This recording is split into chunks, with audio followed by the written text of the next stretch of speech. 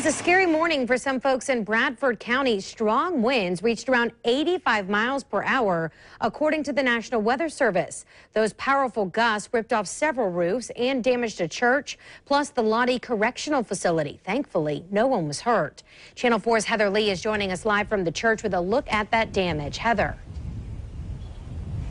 Well, you can see the damage for yourself right over here. This is the roof that was torn off. It's about 20% of the entire roof. And we were speaking with the National Weather Service. They said they're not really entirely surprised because it is an older roof. And you can see down here, that is the debris. But it's a little bit more organized than it was earlier today. And that's because there's been people out here cleaning it up.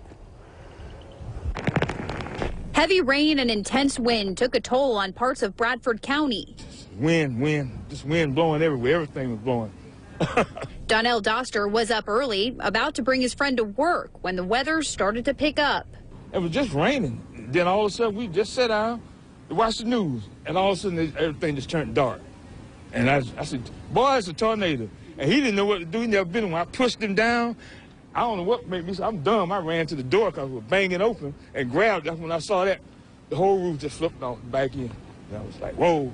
Doster says he heard what sounded like a freight train, but according to the Florida Weather Service, what happened here was not a tornado.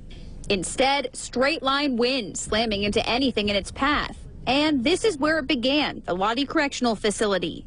The Bradford County Sheriff, Gordon Smith, says it was put on lockdown for a short while, but has since been lifted. That's the amazing thing. These people, one is they do a head count. You make sure everybody's accounted for. No fences down. No one's injured or hurt. And they're taking care of this as we speak. They're fixing the problem. Edwin Clark is the pastor of Walk by Faith Church Ministries. He's just glad no one was inside when the roof to the church blew off. My initial thought was that the structural damage wouldn't be as severe. And I'm glad it's just the roof, because on Monday we were just talking with the contractor about replacing the roof.